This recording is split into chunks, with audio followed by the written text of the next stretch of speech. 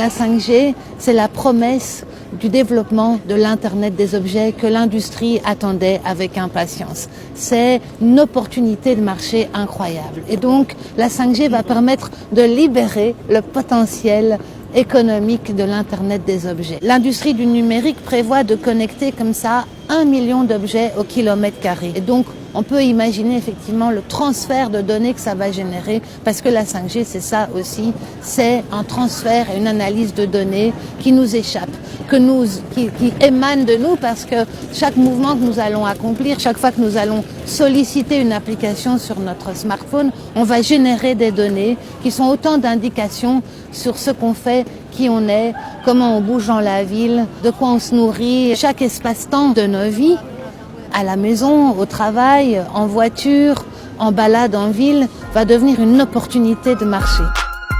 La 5G est présentée dans la campagne marketing comme la continuité logique de la 3G et de la 4G. Or, il n'en est rien en fait. La 5G, c'est une technologie de rupture parce qu'elle utilise des ondes, des nouvelles ondes, les ondes millimétriques, et qu'en plus, son déploiement est aussi prévu dans l'espace. 30 000 satellites sont envoyés en fait dans les basses couches d'altitude de l'espace, entre 300 km et 1000 km de la croûte terrestre.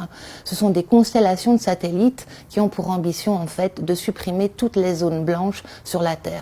Plus les fréquences porteuses sont élevées, plus le signal franchit difficilement les obstacles. Or, en milieu urbain, il y a plein d'obstacles. Pour contrer cette infirmité de la technologie, on va disséminer dans l'espace public et dans tous les lieux accessibles, en fait, un nombre important de nouvelles antennes, un réseau d'antennes beaucoup plus dense, une antenne tous les 150 mètres environ par opérateur. Le mobilier urbain, typiquement dans une ville, il y a plein de mobilier urbain, c'est-à-dire les réverbères, les bancs, les poubelles.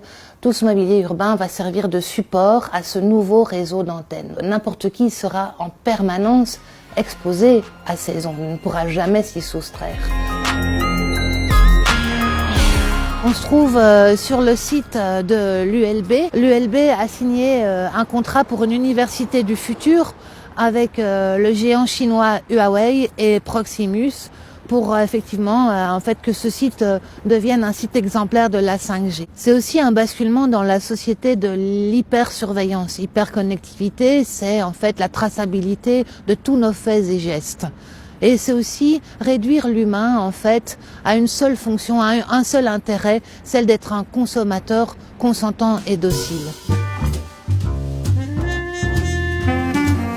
D'un point de vue sanitaire, la 5G pose question également puisqu'elle est développée alors même qu'il n'y a eu aucun test, aucune étude réalisée sur la spécificité de son rayonnement. Les chercheurs ou même des neurologues, des oncologues tirent la sonnette d'alarme, là aussi, pour dire que le principe de précaution doit être respecté. Et le Conseil supérieur de la santé, en Belgique, institution fédérale, a, en mai 2019, indiqué qu'en fait les rayonnements électromagnétiques posaient de sérieux problèmes pour la santé, sur leurs effets, les effets thermiques et les effets biologiques sur la santé.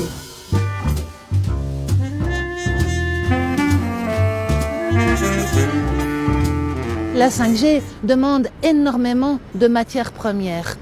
Une matière première qui est faite de métaux rares, qui sont extraits dans des mines aux quatre coins du monde, loin de nos sociétés occidentales, et qui génère une pollution catastrophique. Extraction et raffinage des métaux rares ne respectent aucune loi environnementale que l'on verrait appliquée ici dans nos contrées.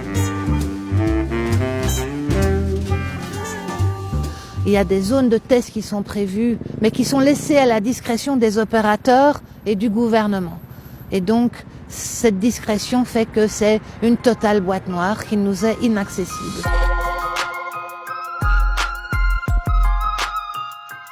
Si on imagine en fait un déploiement de la 5G, mais la pollution électromagnétique, il y aura un smog électromagnétique. On peut pas le dire autrement. Au même titre qu'on a un smog de pollution atmosphérique avec plein de particules qui polluent l'air et l'atmosphère et nos poumons, eh bien, on aura un smog électromagnétique dans lequel on baignera constamment.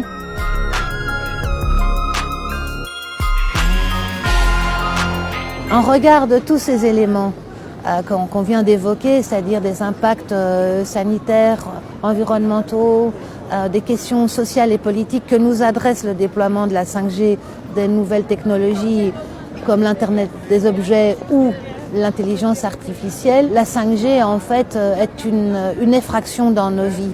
Il est urgent d'attendre avant de développer une technologie pour laquelle on n'a pas voix au chapitre, c'est-à-dire qu'on ne peut rien dire par rapport au déploiement de cette 5G. On est juste des consommateurs qui subissent ce déploiement, alors même que cette 5G menace notre santé et nos libertés.